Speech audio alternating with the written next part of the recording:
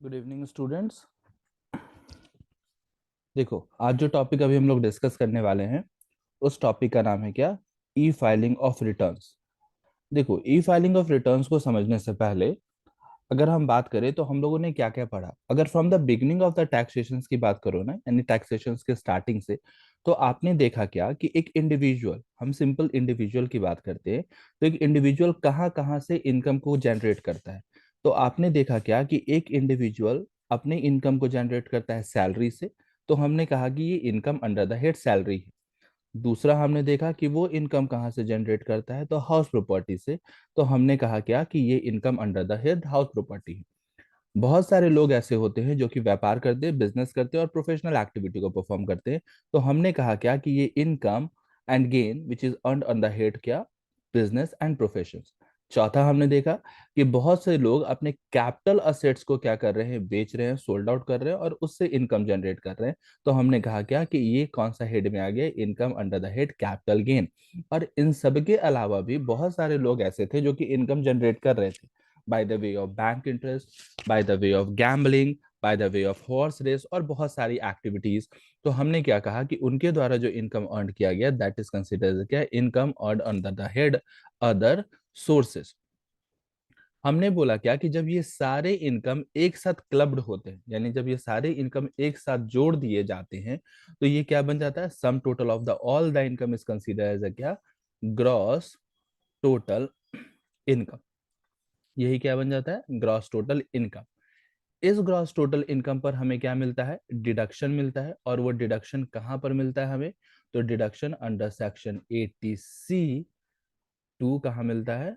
80U। जैसे ही हम डिडक्शन देते हैं हमें किस चीज के बारे में इनकम की जानकारी मिलती है? Total income. और ये वही इनकम होता है जिस पर हमें क्या करना होता है? टैक्स का कंप्यूटेशन करना होता है। लेकिन हम टैक्स का कंप्यूटेशन करते कैसे हैं? तो इस टैक्स का कंप्यूटेशन करने के लिए हमें क्या करना होता है? इस टोटल इनकम पर कैलकुलेशंस करना होता है। किसके बेसिस पर? तो कैलकुलेशन होता है किसके बेसिस पर? तो ऑन द बेसिस ऑफ क्या? स्लैब रेट, जो कि किसके द्वारा नोटिफाइड किया जाता है? सेंट्रल गवर्नमेंट के द्वारा। इन्हीं स्लैब रेट के बेसिस पर हम क्या करते हैं? टैक्स का कंप्यूटेशंस करते हैं। और कंप्यूटेशंस करने के बाद हमें किस चीज के बारे में जानकारी मिलती है? टैक्सेबल लाइबिलिटी, यानी वो अमाउंट जिसके रिगार्डिंग हमारी लाइबिलिटी है कि which we have to paid. लेकिन बात आता है कि ये लाइबिलिटी का हम पेमेंट करेंगे कैसे, या फिर हम गवर्नमेंट को कैसे बताएंगे, या फिर इनकम टैक्स को हम कैसे बताएंगे कि हमारे ऊपर इतने की लाइबिलिटी बनती है। तो इस लाइबिलिटी के बारे में जानकारी देने के लिए या फिर इस लाइबिलिटी के बारे में इंफॉर्मेशन देने के लिए जो हम फाइलिंग का प्रोसेस करते हैं, that filing process is consider as a क्या? E filing of return. So simple term में अगर मैं बात करूं कि ई फाइलिंग है क्या, तो ई फाइलिंग सिंपली टर्म में कहने का मतलब क्या? कि जो भी आपकी टैक्स लायबिलिटी बनती है उसके बारे में डिटेल्ड इंफॉर्मेशन प्रोवाइड करना इनकम टैक्स डिपार्टमेंट को, और उस लायबिलिटी का पेमेंट करना with the prescribed format, with the prescribed form जो कि प्रोवाइडेड किया गया है इनकम टैक्स डिपार्टमेंट के द्वारा अंडर इनकम टैक्स एक्ट या फिर सेंट्रल गवर्नमेंट ऑफ इंडिया के द्वारा। Is it clear? लेकिन जब ई फाइलिंग ऑफ रिटर्न करते हो आप, तो ई फाइलिंग ऑफ रिटर्न का प्रोसेस स्टार्ट कैसे होगा या फिर हम ये करेंगे कैसे? तो ई फाइलिंग ऑफ रिटर्न को करने से पहले आपको एक चीज समझना होगा कि रिटर्न ऑफ इनकम क्या होता है। क्योंकि रिटर्न ऑफ इनकम को समझे बिना आप ई फाइलिंग के प्रोसेस में नहीं जा सकते या फिर ई फाइलिंग के प्रोसेस को ऑप्ट नहीं कर सकते। क्या होता है रिटर्न ऑफ इनकम? तो आपने देखा क्या कि आपने टोटल कंप्यूटेशंस किया, ठीक है, आपको टैक्स लायबिलिटी के बारे में जानकारी भी मिल गई। लेकिन आप इनकम टैक्स को कैसे बताओगे? इनकम टैक्स डिपार्टमेंट को बताओगे कैसे कि हमारी टैक्स लायबिलिटी इतनी की बनती है? क्योंकि आपको तो टैक्स पेड करना है। तो उसी लायबिलिटी के बारे में जानकारी देने के लिए आपको एक फॉर्म मिलता है, यानी एक फॉर्मेट प्रोवाइड किया जाता है जिसमें असेसी क्या करता है? जो भी उसके पास इंफॉर्मेशन है वो सारी इंफॉर्मेशंस को फॉर्निश करता है, यानी उन सारी इंफॉर्मेशंस को बताता है। वो इंफॉर्मेशन किस चीज के रिगार्डिंग है? तो टोटल इनकम और टैक्स पेबल के रिगार्डिंग। यानी जिस फॉर्मेट में, समझो, जिस फॉर्मेट में असेसी अपने टोटल इनकम और टैक्स पेबल के रिगार्डिंग जो भी इंफॉर्मेशन है उन सारे इंफॉर्मेशंस के बारे में जब जानकारी देता है, उस सारे इंफॉर्मेशन को उस फॉर्मेट में बताता है, तो that format is considered as a क्या? Return of income. In simple term ऐसे समझ लो कि मान लो ये एक तरीके का फॉर्म यहाँ पर दे दिया गया। इस फॉर्म में हेडिंग बनी हुई है इनकम फ्रॉम सैलरी की, यहाँ पर बना हुआ है हाउस प्रॉपर्टी का, यहाँ पर कैपिटल गेन का, यहाँ पर अदर पीजीबीपी का और यहाँ पर अदर सोर्स का। और इन सब के सामने जो एसएससी एक प्रिस्क्राइब्ड फॉर्मेट में सारा इंफॉर्मेशन को पुट डाउन कर रहा है, दैट फॉर्मेट और that form is consider as a क्या, रिटर्न ऑफ इनकम। क्लियर है? अब ये रिटर्न ऑफ इनकम का फॉर्मेट दिया किसके द्वारा जाता है? तो कहता है क्या, the format for filing of return by different SSC is notified by the Central Board of Direct Tax। यानी यह रिटर्न ऑफ इनकम का फॉर्मेट किसके द्वारा प्रोवाइड किया जाता है? Central board of direct tax के द्वारा। और यही central board of direct tax SSC को ये इंफॉर्मेशन देता है कि आप इस फॉर्मेट में क्या करोगे, अपने रिटर्न को फाइल करोगे। इसी को आईटीआर भी कहते हैं। ठीक है, इनकम टैक्स रिटर्न बेसिकली यही कहलाता है। आगे जाके भी और देखेंगे। तो सिंपल टर्म में अगर बात करो तो इनकम टैक्स रिटर्न है क्या, या फिर रिटर्न ऑफ इनकम क्या है?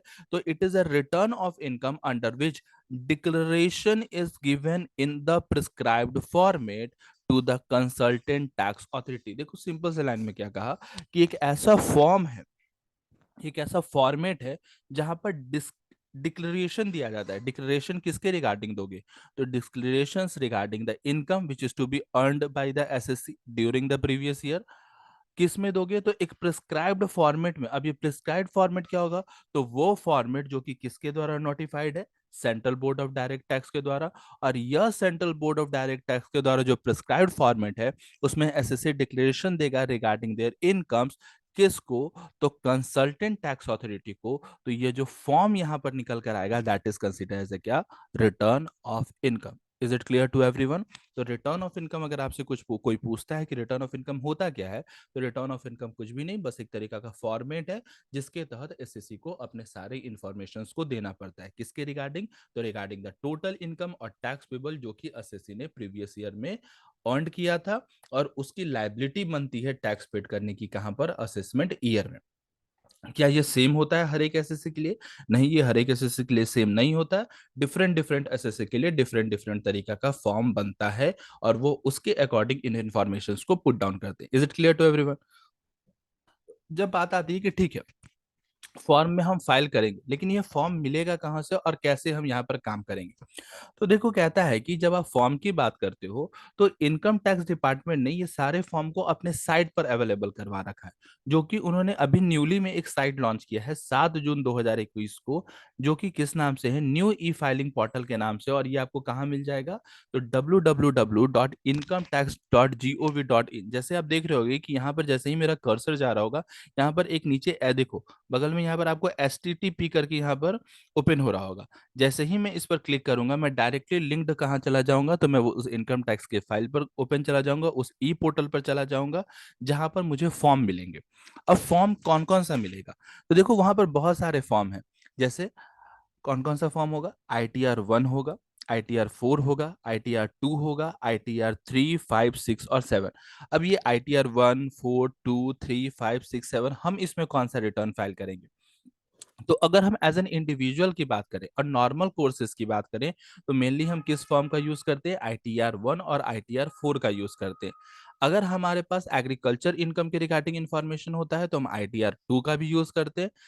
अगर हमारा डिमर्जर का कंडीशन होता है तो ITR 7 का यूज किया जाता है, अमलगमेशन के लिए 6 का यूज होता है, और ITR 3 बेसिकली आपके बिजनेस एंड प्रोफेशन के लिए यूज होता है, और ITR 5 का भी हम यूज इसी सब टर्म में कंडीशंस में करते हैं। लेकिन नॉर्मल कोर्स ऑफ एक्शन में जो कि इंडिविजुअल फाइल करते हैं वो किस में करते हैं? ITR 4 में और ITR 1 में। ITR 1 फुल्ली सैलरीड पर्सन के लिए होता है, और ITR 4 में सैलरीड पर्सन के साथ और भी लोग और भी इनकम जो होते हैं वो इसके अंदर आते हैं।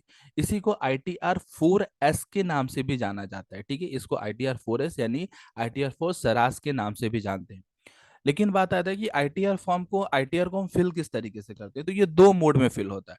पहला होता है ऑनलाइन मोड में और दूसरा होता है ऑफलाइन मोड में। अब ये ऑफलाइन मोड या ऑनलाइन मोड कहने का मतलब क्या है? तो ऑफलाइन मोड कहने का मतलब क्या है कि जब आप रिटर्न फाइल करोगे, आप इस साइट पर जब विजिट करोगे, यहां से आप क्या कर सकते हो? फॉर्म डाउनलोड कर सकते हो, सारी इंफॉर्मेशन को फिल्ड करके आप फिर उसको क्या कर सकते हो? अपलोड कर सकते हो। वो होता है ऑफलाइन फॉर्म। ऑनलाइन फॉर्म क्या होता है कि आप डायरेक्ट पोर्टल पर जाओ, वहां पर आपको फॉर्म ओपन रहेंगे, उसमें सारे डिटेल फुलफिल करो, आप उसको वैलिडेट करो और रिटर्न को फाइल कर दो, दैट इज कंसिडर्ड ना ऑनलाइन फॉर्म। ठीक है, हम आगे अभी देखेंगे किस तरीके से आईटीआर ऑनलाइन और ऑफलाइन फाइल किया जाता है। लेकिन ये आईटीआर फाइल करने के लिए कहा किसने? तो कहता है क्या कि according to section 139 sub section 1 of income tax act 1961 of India, individual whose total income during the previous year is more than the maximum amount not chargeable to tax should file their income tax return। देखो क्या कहा कि section 139 subsection 1 of income tax act 1961 ने यह कहा क्या कि कोई भी इंडिविजुअल जिसका टोटल इनकम प्रीवियस ईयर में ज्यादा है मैक्सिमम अमाउंट, किसके मैक्सिमम अमाउंट से, जहां तक हम टैक्स फाइल नहीं कर सकते। तो क्या है मैक्सिमम अमाउंट जो कि हम टैक्स फाइल नहीं करने का? तो 2,50,000। यानी अगर व्यक्ति, कोई भी व्यक्ति जिसकी इनकम 2.5 लाख रुपए से नीचे की होती है, वो टैक्स फाइल नहीं करता। लेकिन अगर आप इस मैक्सिमम अमाउंट को क्रॉस कर रहे हो, आपकी टोटल इनकम 2.5 लाख से 1 रुपए भी ज्यादा हो रही है, तो यू आर लाइबल टू पे tax in the previous year on the income which is to be earned during the previous year in the assessment year as per income tax rule और income tax act। ठीक है, यानी कि अगर आपने इस previous year में 2.5 लाख से ज्यादा का इनकम जनरेट किया होगा, तो एज पर सेक्शन 39 सब सेक्शन 1 आपको इनकम टैक्स फाइल करना पड़ेगा। कहाँ फाइल करोगे? तो यह जो इनकम टैक्स फाइल किया जाएगा इंडिविजुअल के द्वारा, तो इनकम टैक्स रिटर्न ऑनलाइन किया जाएगा। और ये ऑनलाइन कहाँ पर होगा? तो इसी पोर्टल पर होगा। और जिस प्रोसेस से आप इसको फाइल करोगे दैट इज कंसिडर्ड क्या? E filing process. Is it clear कि ई फाइलिंग प्रोसेस क्या होता है? सॉरी, अगर ई फाइलिंग प्रोसेस की बात करें तो ई फाइलिंग प्रोसेस एक ऐसा प्रोसेस है जिसके तहत हम क्या करते हैं? इनकम टैक्स रिटर्न को फाइल करते हैं। ठीक है, नेक्स्ट वीडियो जो आएगा उसमें हम देखेंगे क्या कि वो कौन से स्टेप्स है या फिर क्या तरीका है जिसके थ्रू हम ऑनलाइन फाइल कर सकते हैं और ऑफलाइन फाइल कर सकते हैं। Okay, thank you for the class guys.